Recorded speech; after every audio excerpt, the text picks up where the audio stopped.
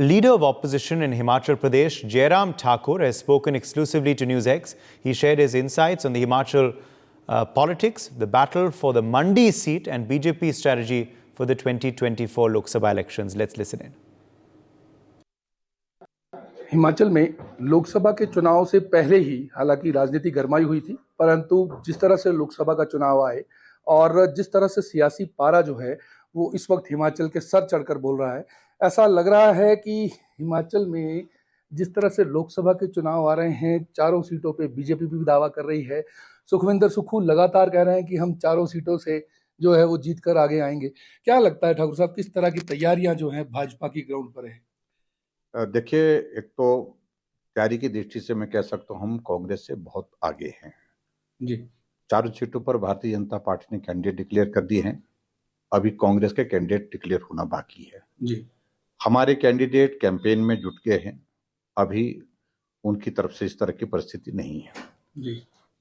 बहुत सारे लोग इनके चुनाव के मैदान से चुनाव लड़ने के लिए मना कर रहे हैं, तो इसकी वजह साफ दिख रही है जी। कि वो जीतने की स्थिति में नहीं हो पा रही है जी। और उस दृष्टि से मैं देख रहा हूं कांगड़ा में वही स्थिति है। कोई बहुत उत्साह के साथ कांग्रेस का टिकट मांगने के लिए आगे नहीं है।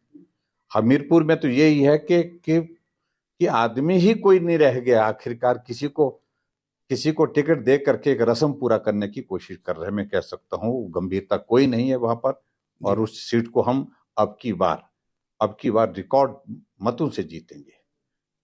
और जहां मंडी की बात है, मंडी में कांग्रेस पार्टी की अध्यक्षा इस वक्त सांसद हैं जी। प्रश्न पैदा होता है कि वो चुनाव के मैदान से क्यों भाग रही है जी। इसलिए भाग रही हैं कि जीतने की संभावना नहीं लग रही उनको जी।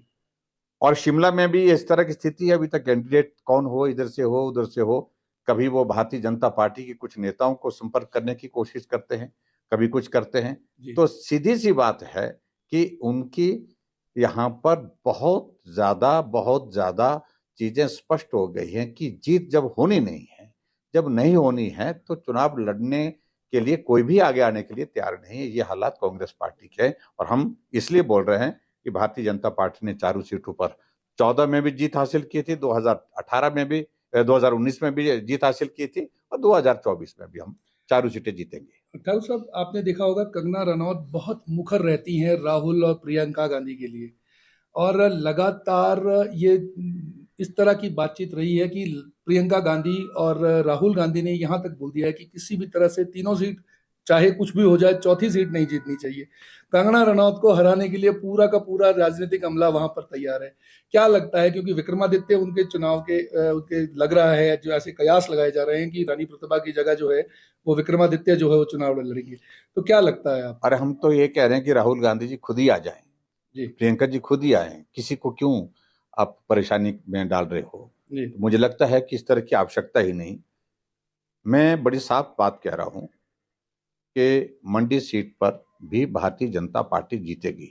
चुनाव है, हम इस बात से सहमत हैं, कठिन होता है, चुनाव की परिस्थितियां कई बार इस तरह की रहती हैं, लेकिन उसके बावजूद भी मंडी जैसी सीट पे अब इस तरह की स्थिति नहीं है। कंगना जी बहुत मजबूत कैंडिडेट है, वो जीतेंगी और बहुत बड़े बहुमत के साथ जीतेंगे, आप देखेंगे।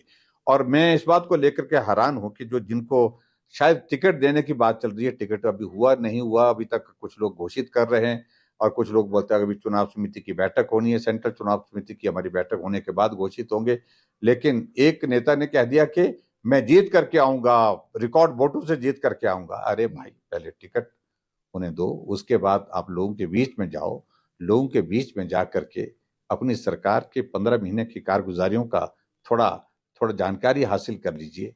किस प्रकार से आपके पास मंत्रालय है, महकमा है और उस महकमे में हालात क्या हैं, काम करने तो दिया नहीं 15 महीने।